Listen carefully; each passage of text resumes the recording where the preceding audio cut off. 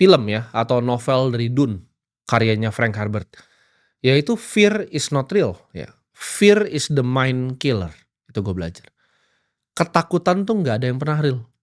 Ketika lu teman-teman semua mau mulai sesuatu ya, kalian takut, itu nggak ada yang real gitu. Keluarga kalian, kalian takut ngomongin apa, itu cuman ada di kepala kalian. Kalian ngerasa ketika, "Oh, gue mau mulai usaha nih, gue mau mulai berinvestasi," tapi gue diejek sama teman-teman, gue diejek nonton edukasi sama orang lain. Orang tuh nggak ada yang pernah peduli sama lu, ya. Lu tuh ada di spotlight bias ketika lu ngerasa dunia itu berputar di lu padahal nggak ada yang pernah peduli. Ketika lu jalan di mall tuh nggak ada yang pernah peduli sama lu. Jadi gue kasih tau bahwa ketakutan tuh nggak nyata. Buat apa ya lu takutin masa depan atas sesuatu yang lu nggak akan pernah bisa kontrol.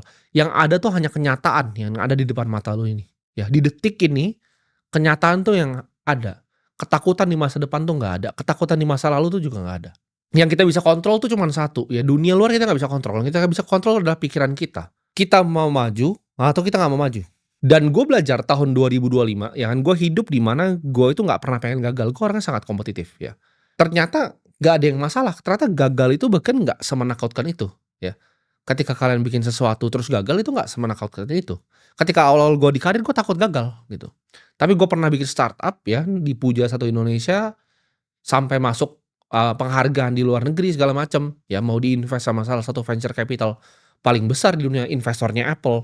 Umur 19 tahun orang bilang semuanya golden boy, lalu hancur ya, semuanya hancur dan gue rasa ya not so bad gitu kegagalan.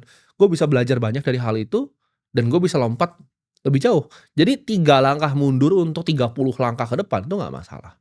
Gue selalu takut gitu kan, gimana kalau misalnya tahun ini investasi gue portofolio nggak bertumbuh gitu kan, gue punya target gue pengen bikin dana abadi, gimana kalau ini nggak tercapai?